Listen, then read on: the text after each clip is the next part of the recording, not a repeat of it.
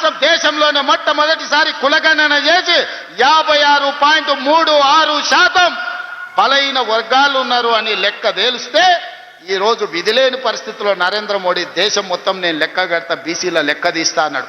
గొర్రెలకు, బర్రెలకు, చేపలకు కూడా లెక్క ఉంది, కానీ మా బలహీన వర్గాలకు లెక్క లేదంటే లెక్క నేను తేలుస్తా, నీ కథ కూడా చూస్తా అన్నందుకు ఇవాళ తెలంగాణ రాష్ట్రం మొట్టమొదటిసారి బలహీన వర్గాల లెక్క తేల్చి 56.36% తేల్చింది మనం కాదా?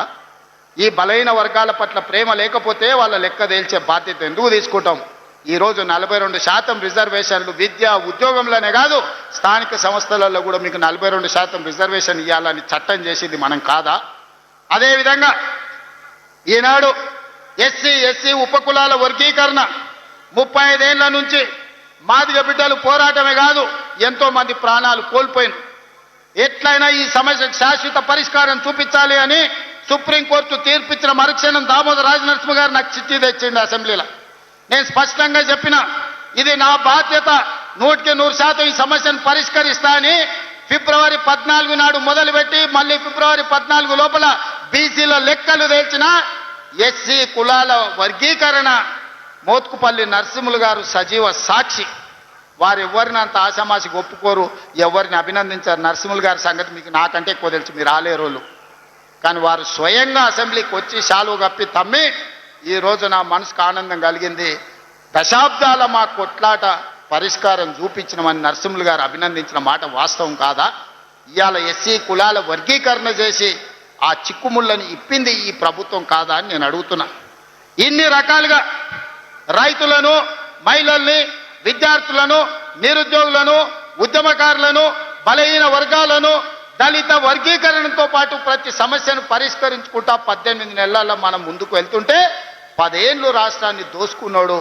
ఇవాళ నువ్వు దిగిపో అని అంటుండు. మిత్రులారా, మీరు ఆలోచన చెయ్యండి.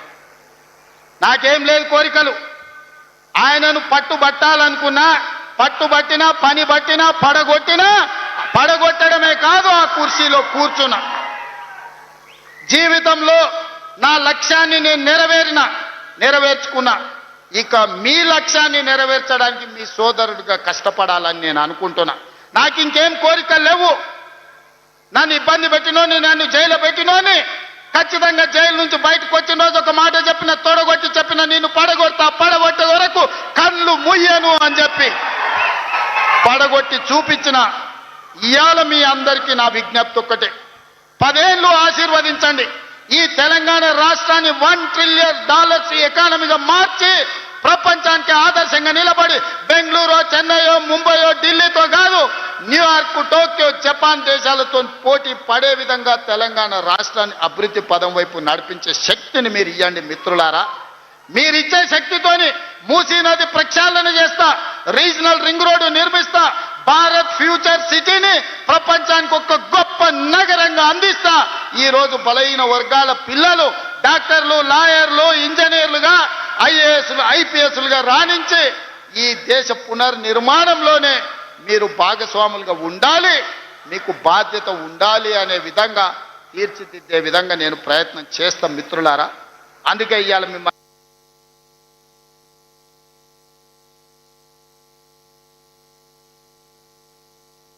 తెలుగు, ఉర్దూ, మరాఠీ భాషల్లో వార్తలు ప్రసారం చేసే ఒకే ఒక్క channel ANN, one and only.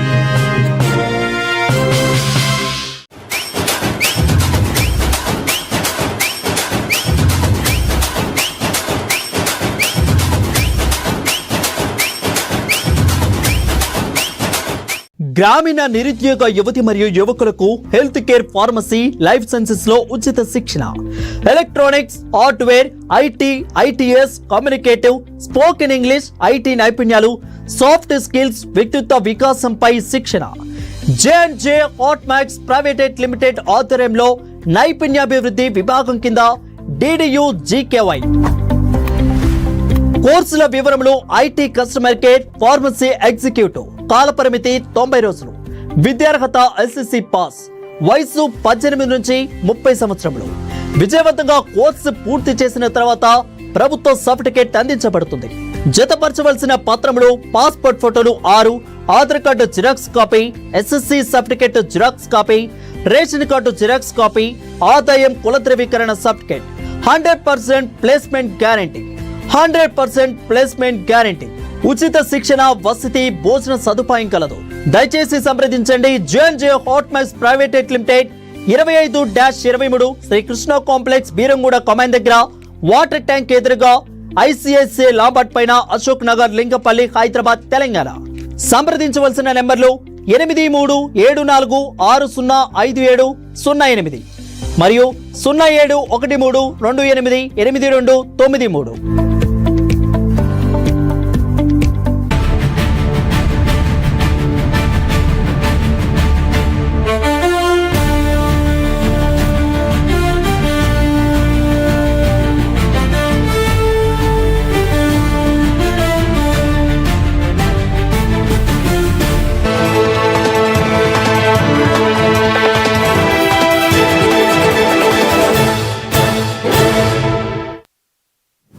Very good evening, నమస్తే, welcome to Indian Telugu news కి స్వాగతం. నా పేరు వరుణ్. ముందుగా బులెటిన్ల హెడ్లైన్ చూద్దాం.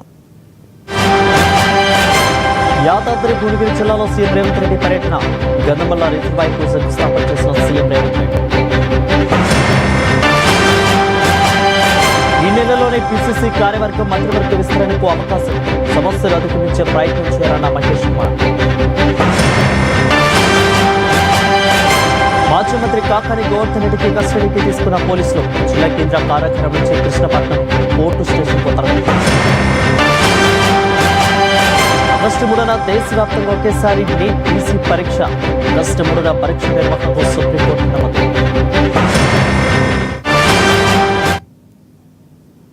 రెడ్డికి ఆలూరులో జరుగుతున్న సభలో సీఎం రేవంత్ రెడ్డి మాట్లాడుతున్నారు. లైవ్ ద్వారా చూద్దాం.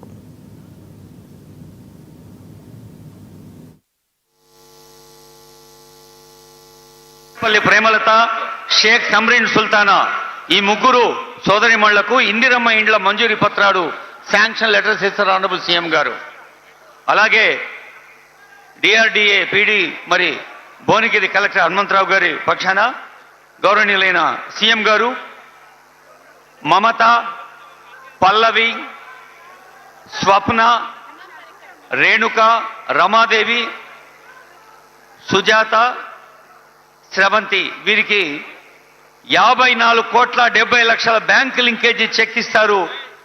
కేవలం 2 నెలలకు సంబంధించి ప్రాంతంలో నేను అడగదలుచుకున్న మా ప్రాంత రైతులను, ఈ ప్రాంత ప్రజలను, ఆనాడు నవంబర్ 8 నాడు నా జన్మదినం ఉన్నదని వేలాది మంది ఇంటికి వస్తామంటే నేను కాదు కూడదు లక్ష్మీ నరసింహస్వామిని దర్శనం చేసుకుని మూసి కాలువలో మా నల్గొండ బిడ్డల బతుకులు ఎట్లా చింద్రమైపోతున్నాయో వాళ్ళ మధ్యలో గడుపుతానని నా జన్మదినం రోజు మీ దగ్గర వచ్చి రోజంతా పాదయాత్ర చేసి మీరు పడుతున్న కష్టాలను కల్లారా నేను చూసి ఆనాడే నేను ఈ ప్రాంతానికి మాట ఇచ్చిన 600 అక్కడి సూర్యుడు ఇక్కడ ఉదయించిన ఎవరు అడ్డం పడ్డా తొక్కుకుంటైనా పోతాం, మూసీ నది ప్రక్షాళన చేసి తీరుతాం, నల్లగొండ రైతాంగం కష్టాలు తీరుస్తామని ఆనాడు చెప్పడం జరిగింది.